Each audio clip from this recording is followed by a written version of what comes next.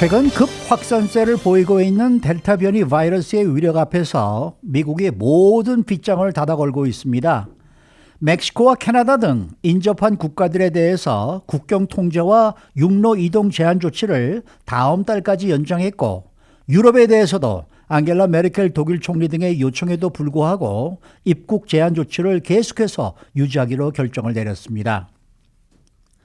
최초의 흑인 부통령이자 여성 부통령 그리고 아시안 부통령 등의 타이틀을 통해서 화려하게 등장한 카멀라 해리스 부통령의 인기가 취임 반년 만에 추락했습니다. 불법 이민과 투표권법 등 이 논쟁적인 현안들에 대해서 통합을 추구하기보다는 갈등을 조장하고 분열로 인도하고 있다라는 최악의 평가를 받고 있습니다. 자, 주영석 국장. 안녕하십니까. 우선 미국이 주변국들에 대한 국경 통제를 계속 유지하기로 결정했네요. 네, 그렇습니다. 어제 캐나다와 멕시코에 대한 국경 통제를 지속하기로 결정을 내렸습니다. 네. 미국은 캐나다와 멕시코의 육로 이동 제한을 8월 21일까지 연장한다는 그런 결정을 어제 내렸는데요. 네. 지난해 3월에 이제 코로나19 팬데믹이 미국에서 본격화된 이후에 국경 통제에 들어갔습니다. 그래서 이 필수적 목적이 아닌 경우에는 캐나다나 멕시코로부터의 육로 이동을 지금 금지하고 있는데요.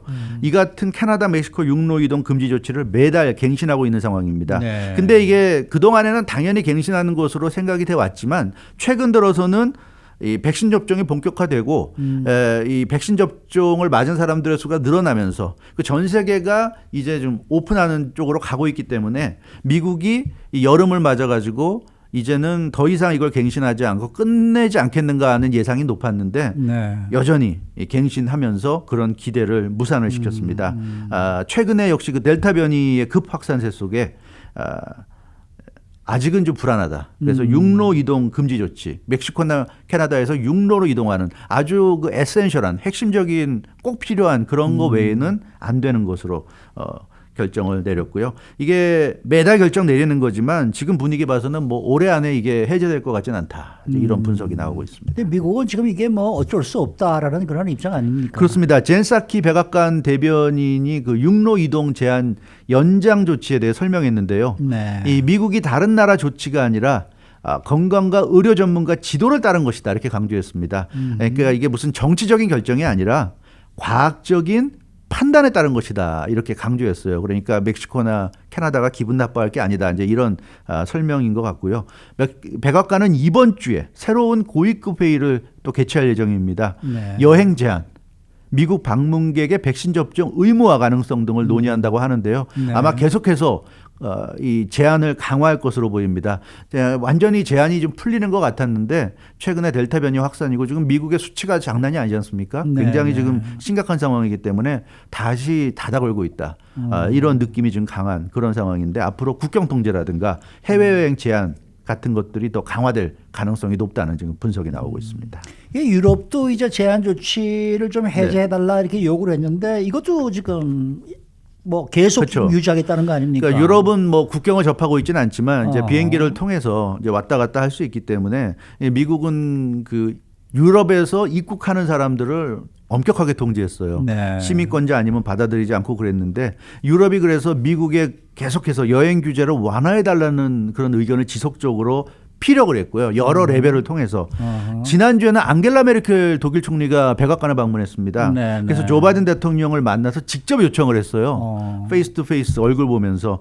백악관 분위기도 굉장히 좋았습니다. 네. 조 바이든 대통령이 내 친구이자 미국의 대단한 친구 이러면서 앙겔라 메르켈 총리를 굉장히 환대했는데 이 앙겔라 메르켈 총리가 유럽인의 미국 여행이 지금 제한되고 있는 상황을 대놓고 얘기하면서 조 바이든 행정부의 유럽인의 미국 여행 제한하는 정책에 문제가 있다 이렇게 얘기를 했어요. 풀어달라 이렇게 얘기한 겁니다. 그러니까 조 바이든 대통령은 거기에 대해서 앞으로 일주일 내에 규제 완화 시기에 대해 명확한 답변을 내놓을 수 있을 것 같다. 뭐 이렇게 얘기하면 사실상 뭐 좋게 얘기했지만 즉답을 피한 겁니다. 네. 즉답을 피한 거예요. 뉘앙스는 얼핏 들으면 그럼 일주일 안에 뭐 풀어줄까? 예, 근데 그거는 뭐 일주일 후에 가봐야 하는 거고요. 이거는 그냥 그 메르켈 총리 앞에서 대놓고 어떤 즉답을 할 수 없는 상황에서 그냥 피해버렸다. 그렇게 보면 될 것 같고요. 결과적으로는 앙겔라 메르켈 총리의 직접적인 요구에 대해서도 사실상 거부한 것으로 이렇게 지금 해석이 되고 있습니다. 근데 캐나다는 먼저 이에 앞서서 사실 미국인에 대한 제한 조치를 해제하지 않았습니까? 그렇죠. 지금 뭐 영국도 모든 제한 조치를 해제하고 있는데요. 네. 캐나다도 마찬가지입니다. 캐나다는 그 미국인에 대해서 다음 달 9일부터 8월 9일, 그러니까 월요일입니다. 8월 9일 월요일부터 미국인 입국 제한 조치를 해제한다고 발표했습니다. 그래서 코로나19 백신 접종을 완료한 미국인들은 캐나다 입국을 전면 허용한다. 네, 이렇게 결정을 내렸고요. 그러니까 캐나다 정부가 인정하는 백신을 접종한 미국인의 입국이 가능해집니다. 네. 그러니까 무슨 중국의 시노팜이나 이런 건 안 되겠고. 되겠지만 캐나다 정부가 인정하는 백신은 모더나, 화이자, 아스트라제네카, 얀센, 존슨앤존슨 이런 백신들입니다. 이런 백신 맞은 사람들은 그런 백신을 맞았다는 증명서를 가지고 캐나다 국경을 통과할 수 있습니다. 네. 그 입국 시에 지금까지는 무조건 14일간 격리를 해야 됐고요. 2차례 감염 검사를 해야 했는데 이런 조치가 다 이제 면제가 되는 겁니다. 그러니까 미국에서 캐나다로 갈 수가 있고. 그렇기 때문에 그런데도 불구하고 미국은 어제 캐나다와 멕시코에 대한 국경 통제를 계속한다고 발표한 거예요. 그러니까 캐나다 입장은 자기들이 먼저 이렇게 발표하면 미국도 비슷한 조치를 취할 거라고 생각을 했어요. 그렇겠죠. 요즘 분위기상 당연히 그럴 거라고 생각했는데 미국은 냉정한 반응을 보인 겁니다. 젠 사키 백악관 대변인은 어떠한 호혜적인 의도를 가지고 사안을 검토하지 않을 것이다. 그러니까 호혜라는 것은 상대방이 해줄 만큼 나도 해주고 내가 해줄 만큼 상대방도 해줄 걸 기대하고 이런 게 호혜인데 그러지 않다는 얘기예요. 캐나다가 미국인들에 대해서 그런 식으로 해준다 해도 미국은 호혜적으로 하지 않겠다. 명확하게 미국의 입장을 밝혔습니다. 그러니까 캐나다는 미국인에 대한 제한 조치 풀어줘도 미국인은 캐나다인들에 대한 제한 조치를 안 풀어주겠다. 이제 그런 얘기입니다. 근데 이게 이렇게 미국이 강경하게 나오는 거는 아무래도 델타 변이의 확산이 좀 심각하기 때문이겠죠. 그렇죠. 그건 뭐 미국에 살고 있는 우리는 다 알고 있는 얘기죠. 델타 변이 확산이 정말 심각합니다. 그래서 이 최근에 코로나 그 신규 감염이 급증하고 있고요. 그 CNN에 따르면 지난 20일 기준으로 최근 7일 미국 일일 평균 코로나19 신규 확진자 숫자가 37,055명.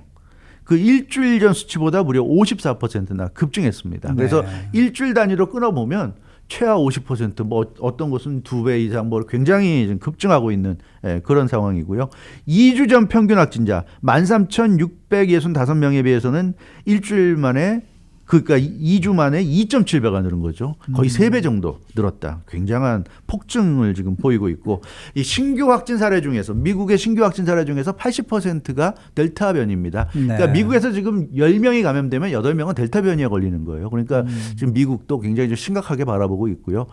이대로 방치할 수 없다. 다시 닫아걸고 있는 그런 상황입니다. 근데 이런 미국의 입장이 왜 다른 나라에서 보면 이게 불만이 될 수밖에 없지 않을까요? 당연히 그렇죠. 특히 그 캐나다는 굉장히 불만이 많습니다. 그렇겠죠. 자기들이 이렇게 풀어줬는데 최소한 미국도 비슷하게 해줘야 되는 거 아니냐. 캐나다인들도 미국이랑 똑같이 지금 백신 접종하고 있는데 어떻게 그럴 수가 있느냐. 그래서 페린 비티 캐나다 상공회의소 회장이 공개적 발언을 통해서 미국에 반발했습니다.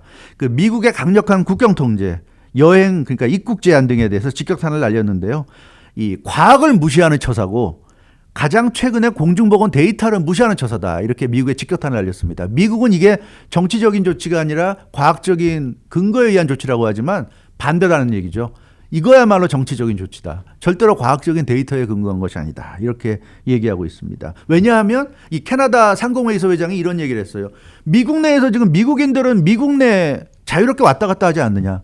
캘리포니아에서 뉴욕 얼마든지 왔다 갔다 할 수 있는데 그거랑 캐나다랑 미국 왔다 갔다 하는 게 무슨 차이가 있느냐. 이 얘기를 하는 거예요.